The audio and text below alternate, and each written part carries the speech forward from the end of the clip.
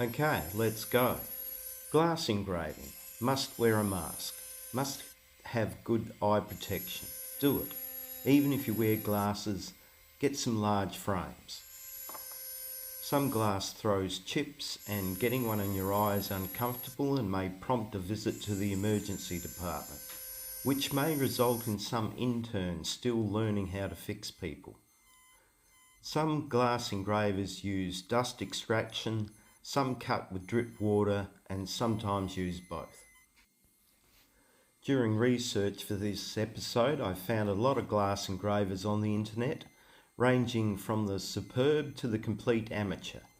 Many use the handpiece like a pen grip, which is fine because diamond burrs on glass don't have the grippy nature of a carbide or steel burr on metal, but the engraver's grip is better. And if adopted, I'm sure will improve your results.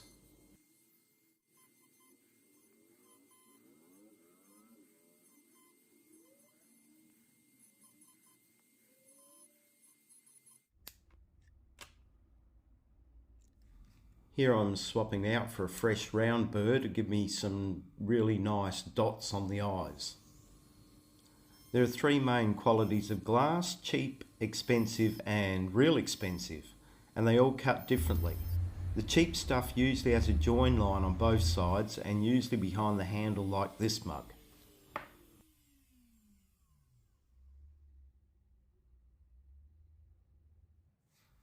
Glass can be cut with carbide burrs and leaves a nice fine cut, but I wouldn't use a fresh one, mainly because I'm too stingy.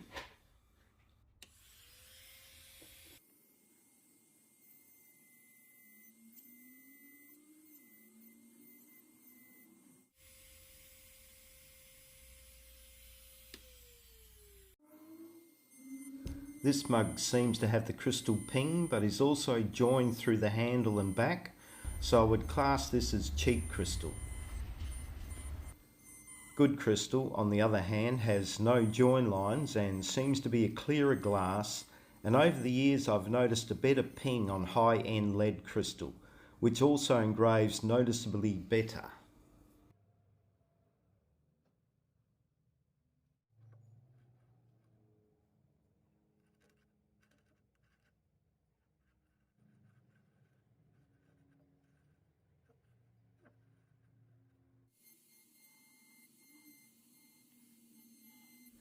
As with metals, there's good stuff and bad. Engraver's brass has 2 to 3% lead in it and is a joy to cut, where green brass is awful. I'm using this offcut of engraver's brass to do the rest of the Old English alphabet, which I omitted in the previous video. Oops, sorry.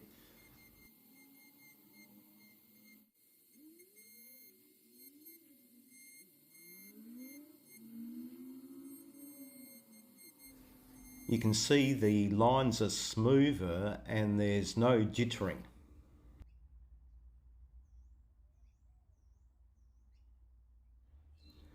A fellow engraver showed me this trick to get a thick stroke quickly for large letters by using a 10mm diamond wheel. It takes a bit of practice, but if you can avoid widening the stroke with several passes, then time will be saved.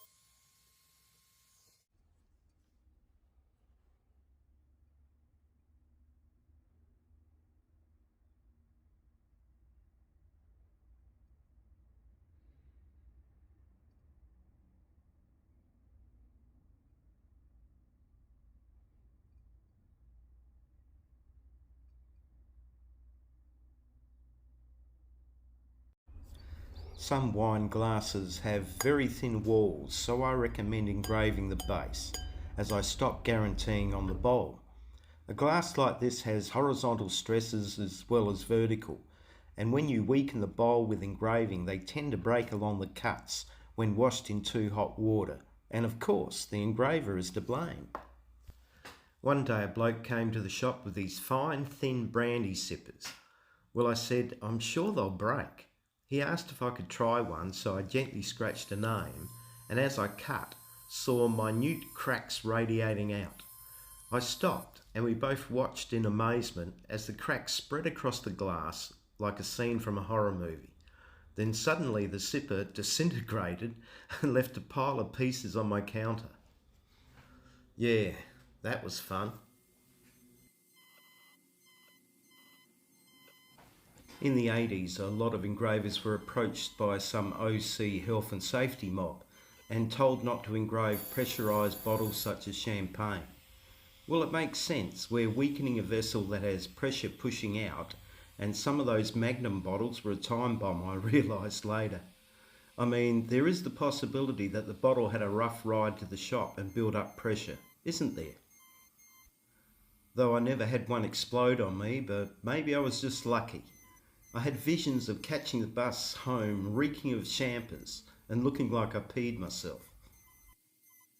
Normal no pressure wine was okay, but it still puzzles me why they have a pressure resistant inner bulge on the bottoms, even this port bottle. I'm cutting this bottle for a mate's birthday. Please forgive the saying, but I've done worse over the years.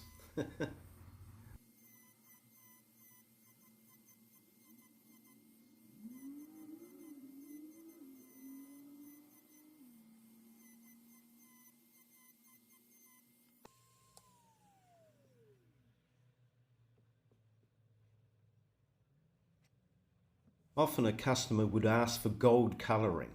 I would use this gold wax, which is made from surfboard wax and gold size. Just rub into the cracks and wipe. Nowadays, wax crayons in several colours are available, or you could use gold or silver markers.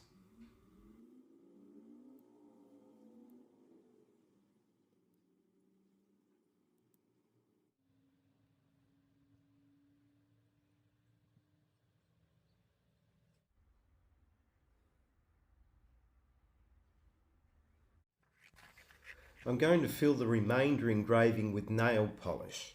First, prepare some wipe-off sheets from ordinary printing paper. You could also use acrylic paint, but I've found the polish is more durable. Simply blob it on and let dry. Then scrape the excess off with a razor blade.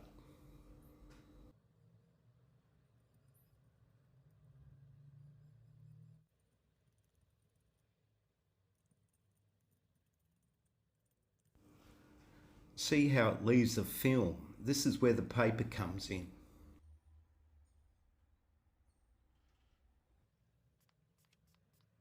Spray the paper with acetone and wait until the wetness disappears. Then wipe. Repeat until clean.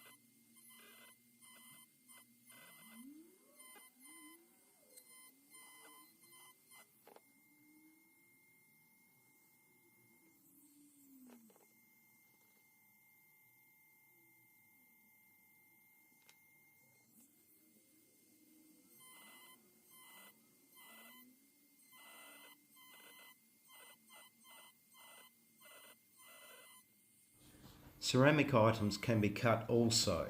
This coffee mug has great contrast without filling, but if you cut too deep the base material shows through. I've decided to fill with white polish.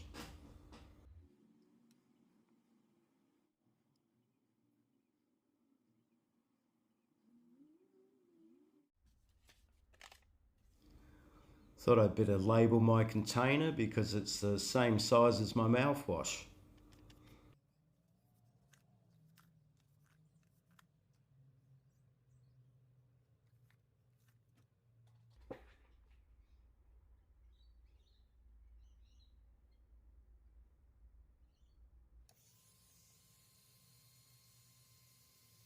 I'm not sure what this vase is made from, but it does have a crystal ping. I'm going to do some fancy lettering I made up years ago.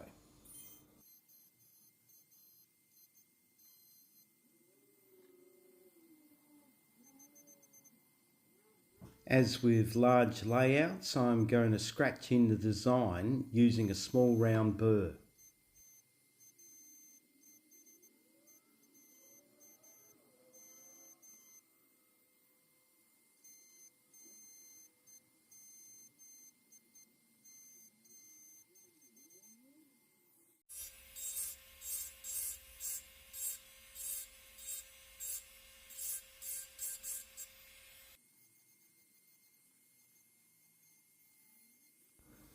Now cutting away the bulk and doing the squiggly bits.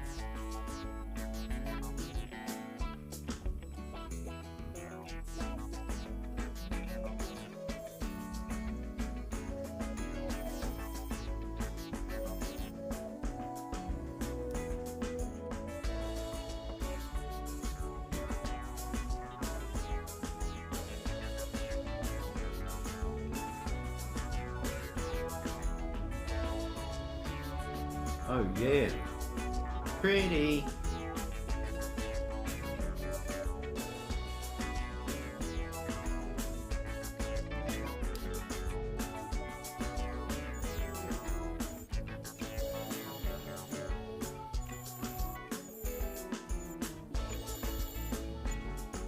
That's all for now.